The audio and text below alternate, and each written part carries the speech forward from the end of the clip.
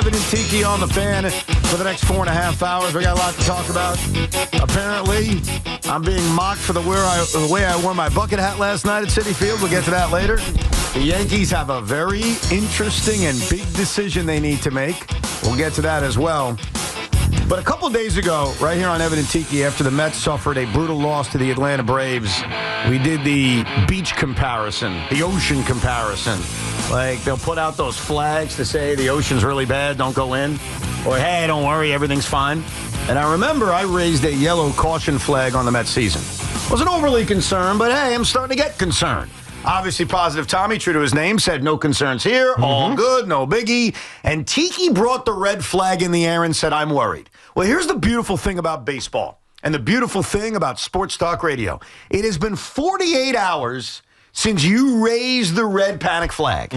Since then, it's only 2 games, but the Mets won both of those games. Right. The Philadelphia Phillies have lost both of those games.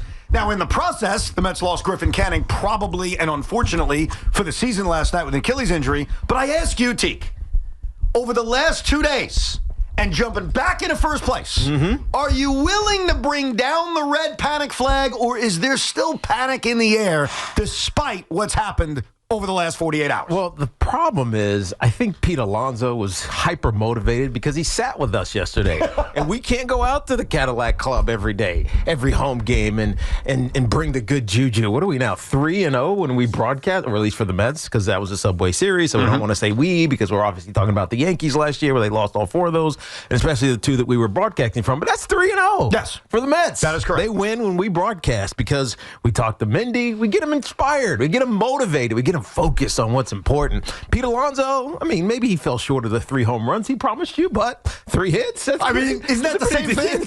I mean, whatever, it worked. Yeah. And so, like, am I less worried? Of course, because it feels like after this Braves series that the Braves aren't fully your daddy anymore. It feels like the Braves have some faults and some fallibility, and we talked about this a bit yesterday, and it's so true. The Braves have 2 great pitchers. Swellenbach and Strider. Whatever. Even I'm confused. I'm confused now too, but whatever. We know who we're talking about, and Strider. You got 4 of those losses. 4 of the 5 losses were those guys. And include Chris Sale, who unfortunately for Atlanta is out for the season. But remember, Chris Sale pitched into the 9th inning against the Mets. Yes. So my worry is still somewhat there because of the top-end pitching that you're likely to face once you get to the postseason and et cetera, et cetera. Are the Mets still going to struggle against that? But when you get the regular dudes, go to town. That's what I feel like eases the worry a little bit. Yeah, my yellow caution flag is still there. I'm very happy about what happened the last 2 nights. I'm very happy that the Houston Astros did the Mets some help. I'm very happy that the Mets were able to get 2 victories against the Atlanta Braves. But my concern 2 days ago about the bottom of this lineup and now the pitching depth, I mean, those things remain real. Right. Now, the good news is, and this is, I think, the best part that we need to appreciate, is that the Mets bagged so many wins in April and May and early June that despite this funk and even the concerns we still have over the next few weeks until the All-Star break and the trade deadline, even those concerns are real, they're still in a great standings position. No doubt. I mean, the fact that they're in first place despite this stretch against division rivals where they went 3-7 feels like a small miracle. Right. But the bottom of this order, which certainly was better the last few days, and I think one of the most encouraging things is Ronnie Mauricio. Ronnie Mauricio has hit, and to the credit of the New York Mets, they have rewarded that because Ronnie Mauricio is not, I repeat, not going down to the minor leagues when Mark Vientos is activated today. Jared Young is. So I think we're all thrilled about that. And so there's a chance the questions that we have about the bottom of this order can change if Ronnie Mauricio has figured something out, if Mark Vientos goes back to being 75% of the player he was last year before this season and obviously the injury. But right now their rotation is being tested. And it's funny. I think coming into this season, there was all sorts of talk about they don't have an ace. You know, the Yankees have multiple aces. The Mets need an ace. Right now, in theory at least, the Mets have 3 guys that you look at and say, hey, that's a top-of-the-rotation arm. David Peterson has pitched like one for a year. Now, obviously, his last start against the Phillies wasn't very good, but if you look at his entire sample size of what he's done since he's come back from the hip injury, I'm not telling you he's Tariq Skubal. I'm not telling you he's Max Fried, but has he been one of the 10 best pitchers in baseball over the last year? The answer is yes. Kodai Senga, look, it's about him staying healthy. But when the guy actually pitches, whether it was in 2023 or this year before the fluke calf issue, how many guys have been better than Kodai Senga? Not many. And even Sean Manaea. So I know there are questions health-wise regarding two of those, but I don't think it's this need or it's a search for an ace. I think it's a search for just competent innings. Right. And that's where losing Griffin Canning really sucks last night. I'm not telling you he was ever going to even make a playoff start, but you need guys to go out there every once in a while and pitch 5 or 6 quality innings. And right now, the Mets are being tested in that way, and they're becoming overly reliant that the questions around Manaea and Senga are positive immediately because they need those guys back because right now, their pitching depth is being tested, and I think that's kind of like a new yellow flag concern that one has to wonder about with Griffin Canning likely being done for the season. I mean, that's the other thing that keeps it at a high yellow is because of the injury to Griffin Canning. Now, we don't know exactly what it is. They haven't said anything yet. You know what it is. We know exactly. That was my point. We don't know what it is because they haven't said it, but we know exactly what it was. Yeah. Because he goes down, steps back in that violent, quick way that we've seen it multiple times in the last, 2 years. Obviously, Aaron Rodgers is the biggest one, but Tyrese Halliburton, you saw with Jason Tatum, it's the same motion. You step back, all of a sudden you're down, and then the fact that he didn't walk off, he had to basically be carried off, tells you exactly what it is. He has an Achilles injury, and he's going to miss a year, maybe plus of that. So now you're worried about the depth of the starting rotation, and then also, even when Sean Manaea comes back, Frankie Montas is back, how deep are they going? Like, your bullpen is now heavily tested. So that question mark is still hanging over the bullpen, even though they played fantastic yesterday. Yeah. But can you do that every single night? Yeah, their test right now is getting through the rigors of a regular season. Like, in theory, if Sean Manaea is healthy, if Kodai Senga is healthy, David Peterson, Clay Holmes, like that's a formidable playoff rotation. Like I look at that rotation and say, I'm good with that going into October if the Mets are in October. So it's not even the fantasy of adding an ace. Right. Like we talk about DeGrom, but that's more, it's a fantasy. That's just because you want him to come back and finish his story and everything else. Absolutely. That's not, they need an ace. It's more, hey, wouldn't that be amazing? What they need right now, and they're going to try to get it internally because it's very tough to make a trade on June 27th, as much as people want to make trades on June 27th, is they got to find a way to get innings out of their starting pitchers. Right. They need starting pitching depth. That's what they need because their depth has been tested. And so my yellow flag is still out there. It's waving. But while I'm waving that yellow flag of caution, they're in first place. Right. And last night's win, maybe it's because you were there. Maybe it's because Tommy was there. Maybe it's because Sean was stuffing his face with cake in the Cadillac Club. I don't know. By the way, you guys are bougie and spoiled.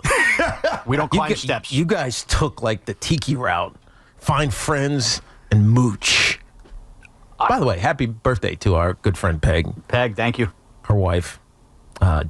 Dawn, yep. Right. And all of the people who took care of Tommy. Because now Tommy has an open invite. He mooched too. He has an open invite Yeah, now. Melissa and Rick took care of Tommy, too. Yeah, we made friends for life. I'd like to thank Rick, Melissa, and Constance for adopting me for the night. They were very nice.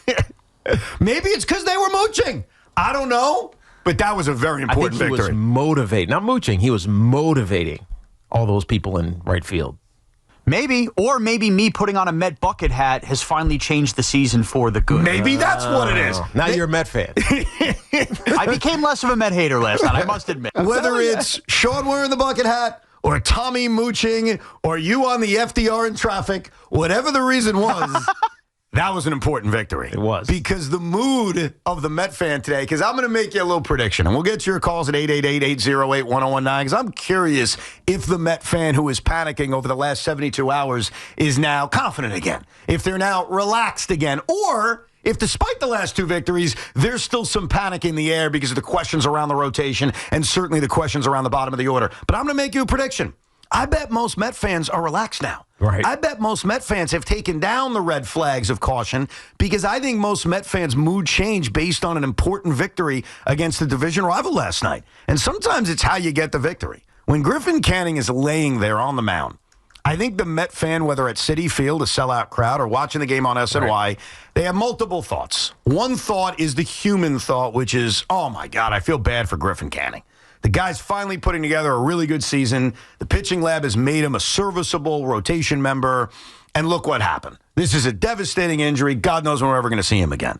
And then you've got the other Met fan, I may have been this guy after 30 seconds of worrying, who said, what the hell are we going to do with this rotation? Who's going to fill his spot? Is Blade Tidwell calling back up? Is Jonah Tong ready? Like right into the analyzation of what's next. And also then there's the third, and that is, how the hell are the Mets going to win this game? It's 0-0. They haven't scored a run. Their starting pitchers laying on the ground in the third inning with a runner on second and Ronald Acuna Jr. up. Are the Mets even going to win this game? And if they lose that game last night and they're not in first place and they lost 3 out of 4 to Atlanta, I can guarantee you the mood of the Met fan would be the same panic mood they had 48 hours ago. Right. And that's why there are certain wins over the course of a long season that really change the mood of a fan base. Well, there are certain wins that just put you into a better mood going into a weekend. Like if this whole week had felt like the last week, you just like, how do you feel good about it? You just don't. Now, maybe you get right against Pittsburgh because you're not facing Skubal at all. And so, I mean, Skeens at all. Skubal is obviously in Detroit, but you're not facing Skeens at all. They have the back end of their rotation, so in theory you could sweep, but you want to be good against the better teams. You're supposed to be one of the best teams, the New York Mets, and you have been for most of the season. But if you can't beat the other good teams, then what good are you, right? Don't beat up on Colorados and Miamis of the world and the Pirates.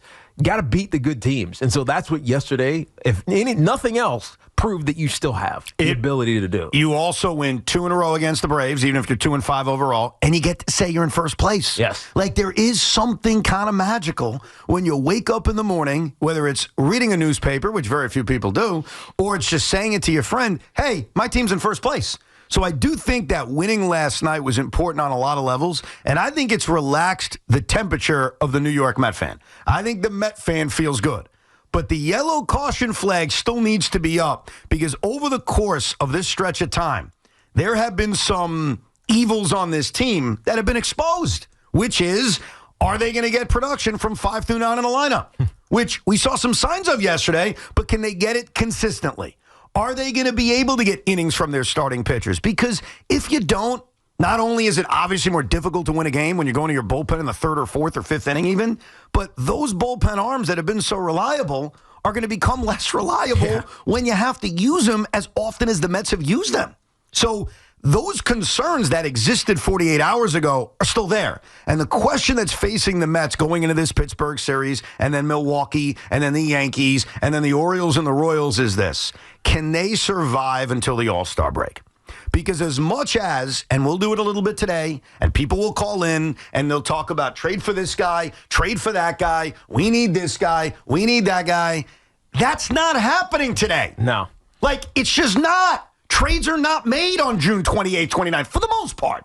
David Justice is always the rare example we love to bring up, but it doesn't happen. Like, that pitching arm isn't walking through that door in the next 4 days. So the question facing this Met team is over the course of the next 3, 6, 9, 12, 15 games going into the All-Star break where they get a nice little respite and then you come out of the All-Star break and basically it's trade deadline season. Can they survive it? Can this recent stretch become the past? Can they, over the next 15 games, put together, I don't know, 9-6? Even 8-7 I wouldn't cry at. I really wouldn't, whether that's a loser mentality or not. And I think that's the task that's facing the Mets after they find a way to beat the Atlanta Braves last night at Citi Field in what was an electric atmosphere and a fun night and a bucket hat night. And I love my damn bucket hat. And I don't give a damn what anyone says about how I wear it, which we'll get to coming up. Plus the Yankees, plus your calls, 888-808-1019, all live from the Town Fair Tires Studios.